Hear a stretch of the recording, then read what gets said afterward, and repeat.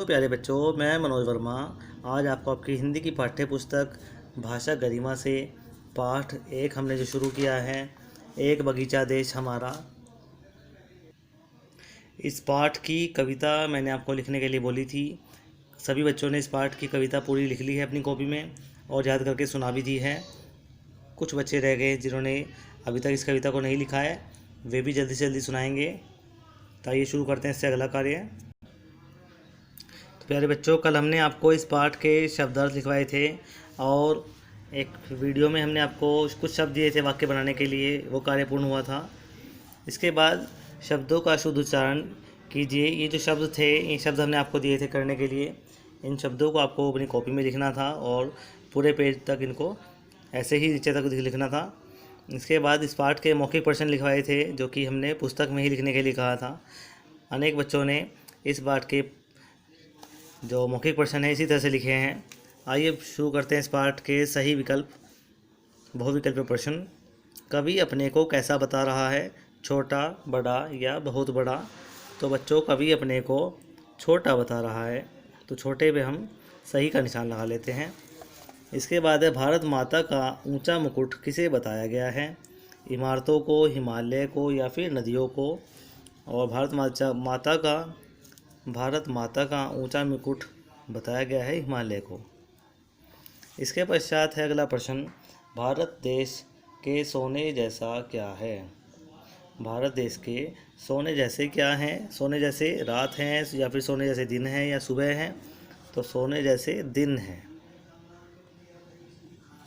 हमारे देश में किसके फूल खिले हैं? दुश्मनी के, नफ़रत के या प्यार के? तो प्यारे बच्चों, हमारे देश में नफ़रत के नहीं, दुश्मनी के नहीं, प्यार के फूल खिले हैं, तो हम प्यार के पे निशान लगा लेते हैं। इसके बाद प्यारे बच्चों अगले पेज पर है, कविता को ध्यान से पढ़कर पंक्तियाँ पूरी कीजिए। देखिए ऊंचा लिखा है, ऊंचा के आगे क्या लिखा हुआ था कविता में? ऊंचा मुकुट हिमालय। तो हमें यहाँ पे लिखना है मुकुट,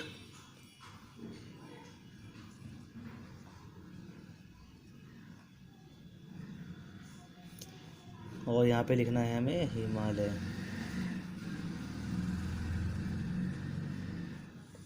ऊंचा मुकुट हिमालय की माला है, यानी कि उजली सी नदियों की माला है। यहाँ पर हम लिखेंगे उजली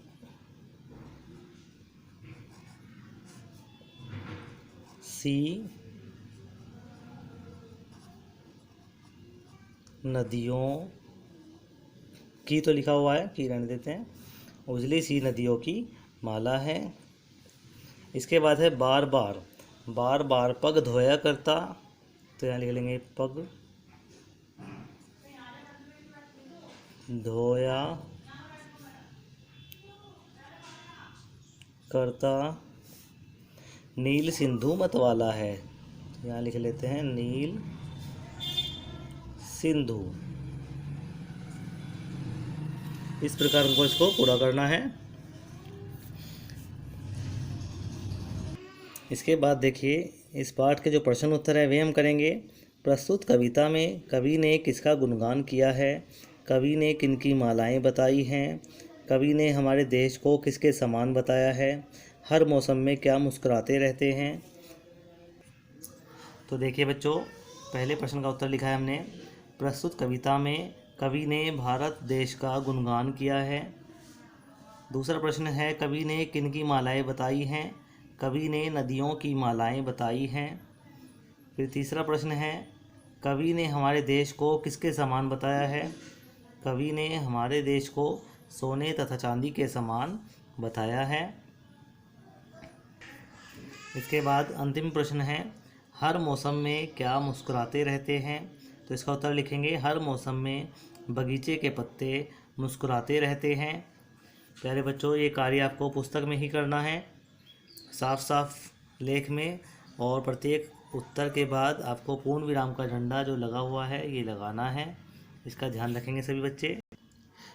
तो प्यारे बच्चों, आज आपको यहीं तक का कार्य करना है और जो पिछला गृह कार्य है वो सभी बच्चे चेक कराएं। धन्यवाद।